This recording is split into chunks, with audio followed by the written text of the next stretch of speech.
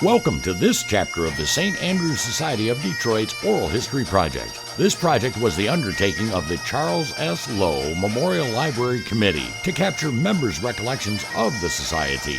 Recorded in January of 2018, these are the memories of Mary Lou Duncan, former Society genealogist. What are your earliest memories of the Society in general? I recall being initiated, and I was recruited by Flo Stahl, who lived in Grosse Pointe and got a number of Grosse Pointe people to join. She knew I had a Scottish background. I did not know that much about the Society prior to that. She showed me where the hall was and drove me down there the first time. Tell us about the initiation. Where was it and how was it done? We all came in the front door, and there was a room right next to the front door, and we sat in there until we were called upstairs.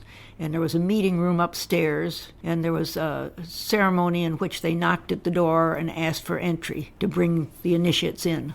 I don't recall that much about initiation after that, other than we entered the room and they gave our names, and we were in the Society at that time then. What was your first impressions of the old St. Andrews Society Hall? A little bit scary. It was old and dusty inside. There were places that needed to be fixed up. When we waited downstairs, also the Daughters of Scotia, I think, used to meet at the same time downstairs. They weren't members of the Society, but their husbands usually were. And at that time, there weren't that many women members of St. Andrews Society. It was a little scary going down there because they didn't have a dedicated parking lot for the Society. And sometimes street people would ask you for money to go into a closed parking lot. It was open for you to drive in, but there was no attendant. But most of the people, a lot of the new people, didn't know that there was no attendant, and they would pay somebody and come back, and that person was gone, and they hoped their car wasn't gone. Sometimes the cars were stolen from there. What were the meetings like, and how do they compare with the meetings today here at the Kilgore Center? They were much more of a business-type meeting. There were tables at the front, and the officers sat at the front. They allowed smoking, pipe smoking, cigar smoking. Those people usually opened the windows and sat next to the street side with the windows open, but you could still smell the cigars. There were chairs. I don't believe they were folding chairs. I think they were wooden chairs, and we sat in rows. There was no particular rhyme or reason to where you sat, except that those of us that were allergic to cigarette smoke tried to stay on the other side, on the inner side. Then they usually had to call the meeting, and officers gave their reports. So what year you became a member? I became a member in 1988. Flo Stahl had joined in 1985 as the first woman member. Would you say that meetings then were more formal than they are now? I think there wasn't quite as much discussion on items. It was more go over the agenda, that was all. And I don't recall whether, I think we might have had refreshments downstairs afterwards. And we did occasionally have somebody come in and tell us something like how to put on a kilt, the true kilt, and that was held downstairs. And did they also have pipers come in, dancers come in? I don't recall that. I do recall that when we had a party, we had pipers in there, but I don't recall whether there were students or not. Do you remember the old Burns picture, Robert Burns picture? Yes, and I remember when it was slashed. At the time they were renting out the facility, I was surprised that they didn't lock the door up there so that they couldn't get up there, but evidently they were allowing some of them to have concerts upstairs. And I really don't know why they did that, because it was a small venue. The downstairs was much larger. How about the Highland Games? Where was your first Highland game that you went to? First Highland Games I went to was at Fort Wayne. I worked at Fort Wayne after I became a member. I was taking money. And unfortunately, the treasurer we had at that time absconded with the money. I remember asking him if I shouldn't count the money before it was turned into the office, and he said, no, you don't need to count it, because I was working the gate. But it was a long walk at Fort Wayne. It was a walk from the parking. It was a walk to go down to the venue.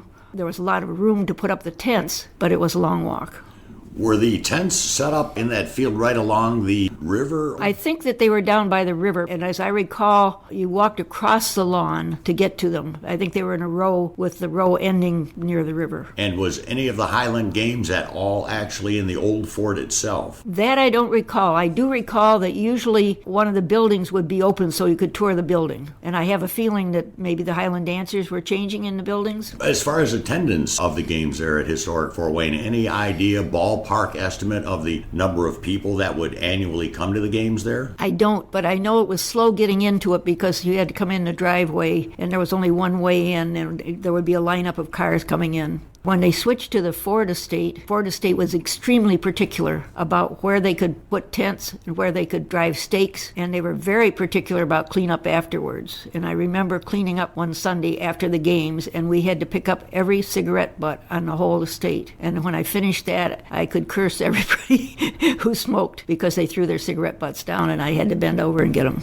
Did you see an increase of crowd attendance for the Highland Games once the games moved from historic Fort Wayne to the Ford Estate? Definitely. Tell me about that. It was easier to get to. It attracted a lot of people from the Grosse Points because they were very close to it. And a lot of people went and then paid the extra to go through the house. So they killed two birds with one stone. They saw the games, and they also were able to tour the house and make a full day of it. How long were the games at Ford Estate? That I don't recall, but one of the reasons that we had to leave was because we were attracting too many people.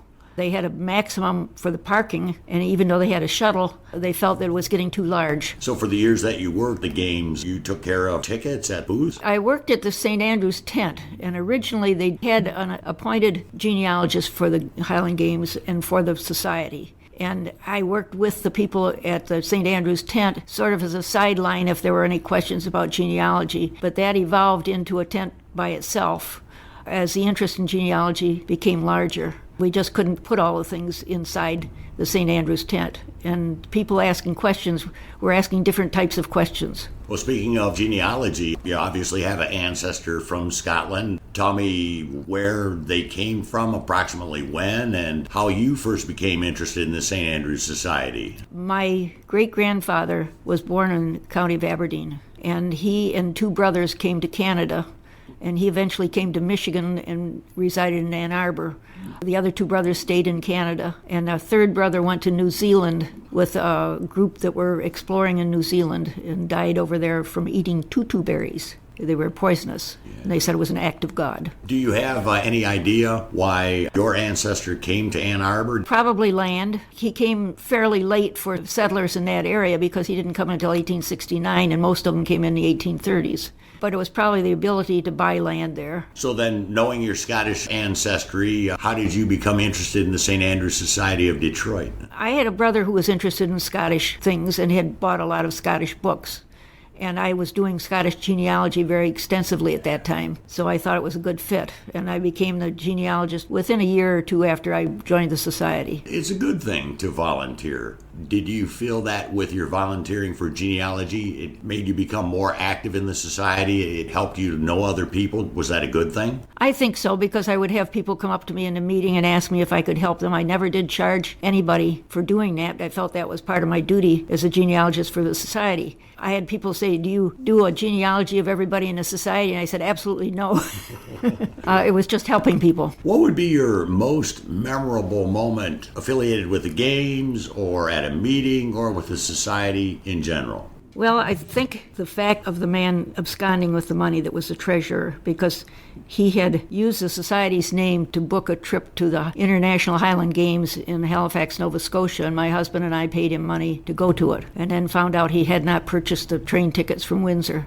And I ran into the man in the Kroger store, and I also went to his trial downtown. Unfortunately, he didn't pay much back to the society of what he had taken.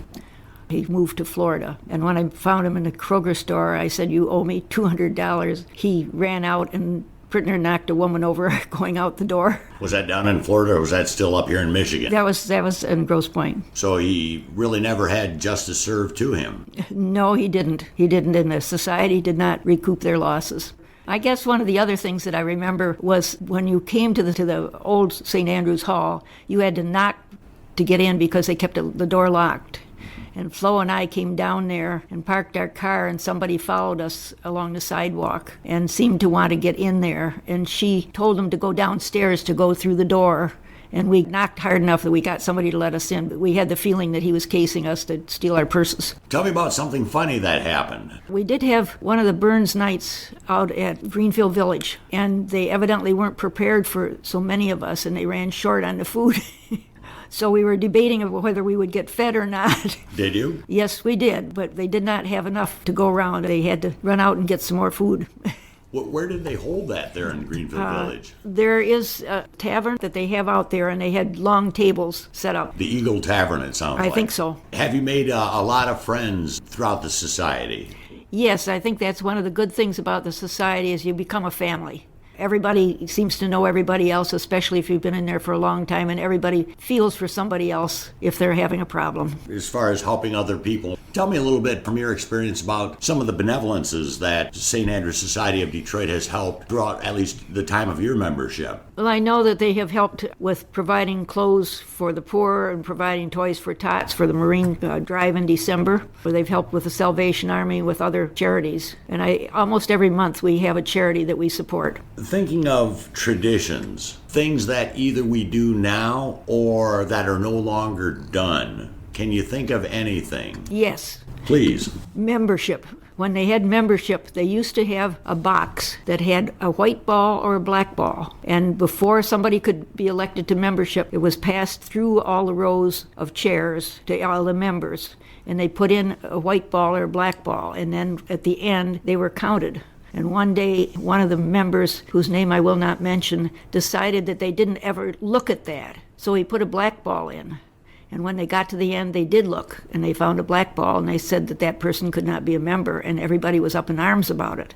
And he finally admitted that he did it, just to see whether they actually looked. And so they had another vote, and the person got in. Well, you being a Scot, being a member here at the Society, there's new people that come in, but what would you stress to people that are thinking about possibly joining the St. Andrew's Society of Detroit, or maybe new members that just have joined? What would you tell them to do? I would say be active. Volunteer for some of the things that we have to help with the dinners or to help with the games, especially the games. They can always use people helping. And even though you think you're not qualified, they can find a spot where you will be very helpful.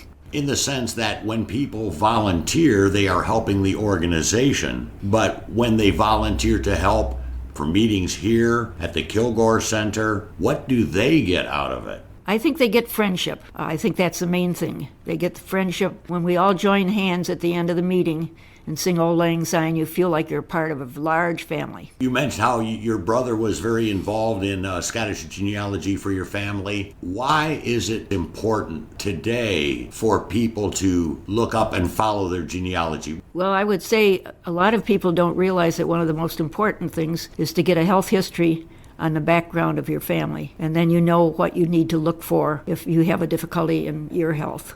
Besides that, you learn something about the reasons that they came and the reasons that America was a draw for them. The draw for your ancestor, again, was? I think it was probably land. However, the Scottish are very intelligent people, and the one brother became a minister, and another one's son became a minister, and I don't know where they got the money to go to Knox College in Toronto, but they were very successful.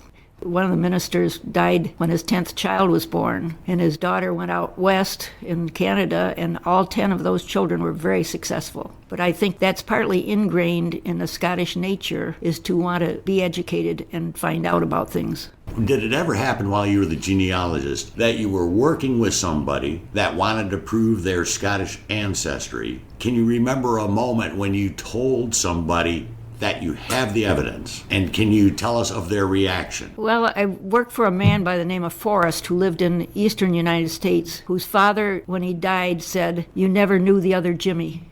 And I was able to find who the other Jimmy was. He didn't know that his father had been married 3 times, and that this was a child who died early, buried in Detroit. His family also came from Aberdeen and settled in Detroit. So that person obviously was pretty excited about the news? Yes, and he actually found a relative in Detroit who would not correspond with him because he thought he wanted something.